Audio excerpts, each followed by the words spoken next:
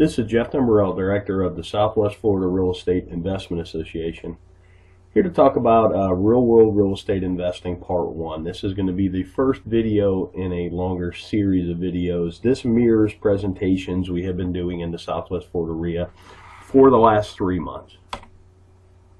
Disclosure, we're sharing our own experiences and knowledge with you. Please do your own due diligence before utilizing anything here. This is not to be construed as investment advice, and you should seek competent counsel before trying this at home. In the past 3 years, we've assisted and advised and had ownership interests in several private equity entities that employed over $14 million in capital in the Florida market, which gave us not only unique insight as to the amount of business we've done, it also gave us some great insight into how institutionalized investors employ capital.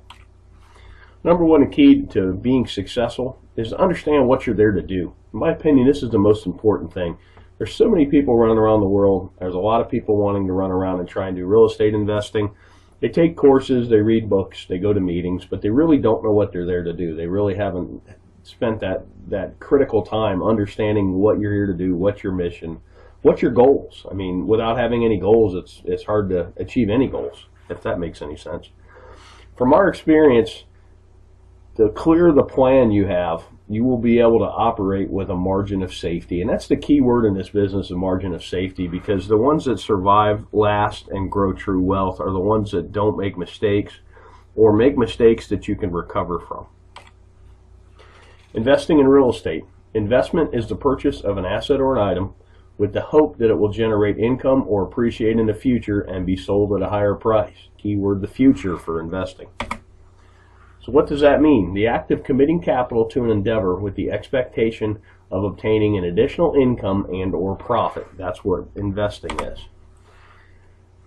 Something I've learned over the years, it's kind of like a narrative. It's a why in the road when you're talking to somebody that's in real estate. Are they a trader or are they an investor? Investors buy and hold. They get a return from the assets they own. Traders wholesale. Traders fix and flip. Nothing wrong with it. I do it. I've done it in the past. I'm trying to do it again today. I'm doing a marketing campaign as we speak, looking for contracts to wholesale. With that said, it's two different narratives and even two different valuation processes, investor versus trader. You need to recognize the difference between the two. Basic questions for an investor. How much capital are you employing? What's your desired rate of return? When are you going to need this capital back? And then what's your risk tolerance? Those 4 questions are how you determine what you're there to do. Then we'll talk about capital. There's an opportunity cost of capital, and particularly when you're raising capital, which I've been part of some private equity raises, you really need to understand what other opportunities are out there for investors, because generally why would you buy a piece of real estate that pays you 2% a year with all the headaches associated with that, when if you could at the same time own a CD at 5 with none of the headaches. Give you a chart on 10-year T-bills, talk about opportunity cost. You can really see the recession, the Lehman Brothers crash really killed yields, but it's killed yields no matter what. I mean, pretty much at the time I'm talking about this, yields for a 10-year T-bill are bouncing between 2.6 and 2.8%. That's a terrible yield, particularly with the amount of money they're printing. And you go back 10 years, and this is why investment real estate has become so popular, because it's one of the few places you can get a yield. Here's CD rates from 1984 on, and if you notice, about early 2000s, everybody got excited about real estate, and that's because the CD rates of return just continued to go down. So right now, my God, on a 1-year CD, you're getting not even 1%. That makes real estate attractive, and that's something to watch as well. As CD rates and other rates on financial instruments go up, real estate may not appear as sexy, particularly to an investor who bought in the valley and bought right and has quite a bit of gain on the table.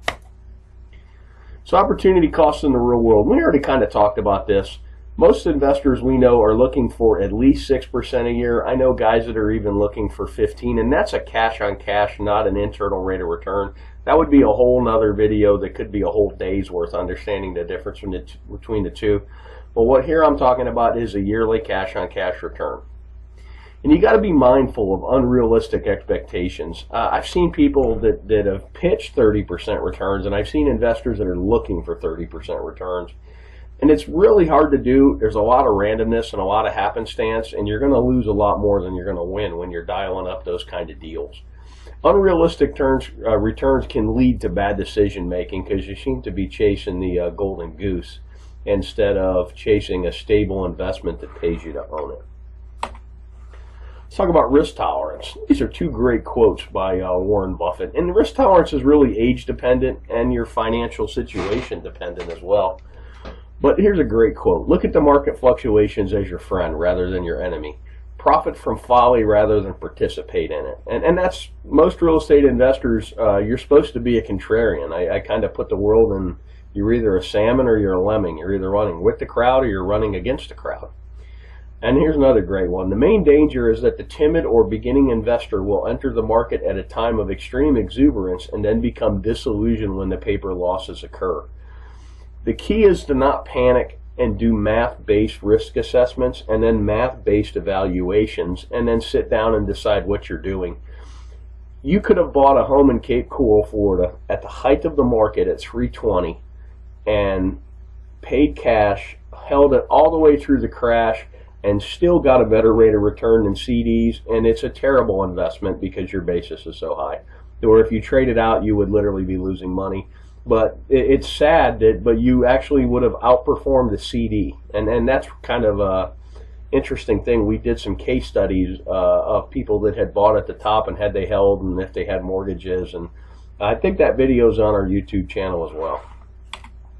Thanks for watching. You can always check out our website at swflreia.com. There should be a link at the bottom of this video. If you're on our website, put yourself on our mailing list. We send out a lot of foreclosure information. We send out our meeting notices, and we also from time to time send out information like this. I hope this information is useful to you, and make it a great day.